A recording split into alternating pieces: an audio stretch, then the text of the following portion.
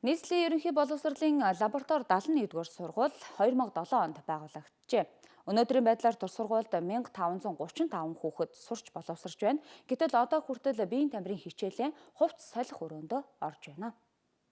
Хувь хүний хөгжил, идэвхтэй эрүүл амьдралыг хэвшүүлэх зорилгоор Монгол Улсын ерөнхийлөгч, ерөнхий сайд, засгийн газар гээд төр захиргааны шат чатны бүхий л байгуул тодорхой арга хэмжээг авч монголчуудыг бүх нийтээрээ эрүүл байхыг уриалж байгаа байлаа.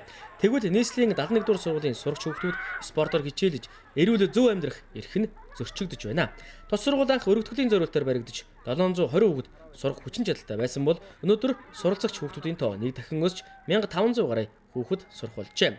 Өнгөрсөн 15 жилийн хугацаанд сургуулийнхаа спорт заалд тоож үзээгүй бүхэл бүтэн 4 үе сурагчид төгсжээ. Заалныхаа газаргүй байсан. Бид нар газраа хөөцөлтөд 2-3 жил болсон. Тэгээ газартаа болсон. Газартаа болсныхаа дараа заалаа хөөцөлтөд ингэж жил төсөвт одоо суулгуулж ингэж явж байгаа. Гэтэл бид нарх яасан гэхээр нөгөө анхны өгсөн зураг үзүүлэлт нь бас нөгөө баг төсвөр суугцсан учраас тэрнээсээ шалтгаалаад төсөв бас санхүүжилт гүйцэтгэлээсээ болоод ингэж буцаж байгаа төдий хүртэл одоо бас ингэ заалны асуудал маань шийдэгдээгүй явж байна. Өнөөдрийн байдлаар 71 дугаар сургуулийн биеийн тамирын багш нар хувцас солих өрөөгөө биеийн тамирын заал болгож хүүхдүүдтэй хичээл орж байна. Та бүхний харж байгаа хүүхэд бүжигдсэн энэ жижиг танхим бол 71 дугаар сургуулийн биеийн тамирын заал. Өвдийн цагт хувцас солих өрөөндөө биеийн тамирын хичээл орж, өрийн цаг болохоор хүүхдүүдээ гадна талбайд гаргаж биеийн тамирын хичээл ордог болохоо биеийн тамирын багш нар учруулж байлаа. Манайх 4 биеийн тамирын багштай 4 анги зэрэг орох тохиолдол бас байгаа. Заалдаа болчвол манай хүүхдүүд бол спорт тэмцээн уралдаанд бол аягүй сайн оролцдог. Биеийн тамирын заал үүч гэсэн 71 дугаар сургуулийн хүүхдүүд спортод амжилт гаргаж хамгийн сүүлд гэхэд цэрэг спортын төл тэмцээнээс хүр медаль, Сүхбаатар дүүргээ зохион байгуулсан өсвөрийн тэмцээнээс сагсан бөмбөг, хөл бөмбөгийн төрлөөр мөн хүр медалийг хүртжээ. Одоо тэдний мөрөөдөл бусад сургуулийн хүүхдүүдийн адил спорт заалд нь тоглож бэлтгэл сургуультаа хийх гэнэ.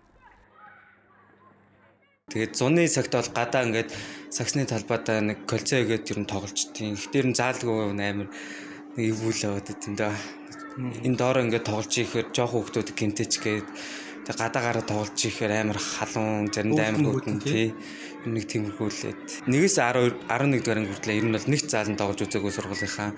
Тэгээд цаайда найзуудтайгаа ингээд мөнгө төгрөгөө бас ингээд заал малнд л очиж ер нь тоглолтын. Тэгээд бусдаар ер нь сургууль заалд бол ер нь тоглож үзэж байгааг. Өсвөөс өмнө яд зааланда тоглож үзмээр л байна. Энэ сургуулийн спорт заалны асуудал 2017 оноос эхлэн өндөр түвшинд яригдж, тухайн үед тендерын зарлагдаж, нэгэн хувийн компани гүйцэтгэхээр болсон байна. Анхны зураг төсөл захиалагчдын хүсэл сонирхолд нийцээгүй учраас дахин зураг төсөл хийгдсэн байна. Ингээд барилгын ажлаа эхэлтэл дэлхийн нийтийг хамарсан цар тахал дэгдэж, барилгын ажил дахин 2 жил хойшилжээ. Одоогоор барилгын ажил 85% явагдаж байна. Бараа материалын үн нэг дахин өсч анх төсөөлөгдсөн төсөв төртгөөрөө хийх боломжгүй болсон учраас гүйцэтгэгч талд хүндрэлтэй байдал үүсэж барилгын ажил дахин зогсож мэдэхээр болжээ. Тиймээс аль аль талдаа энэ асуудлыг анхааралд авах шаардлагатай байна.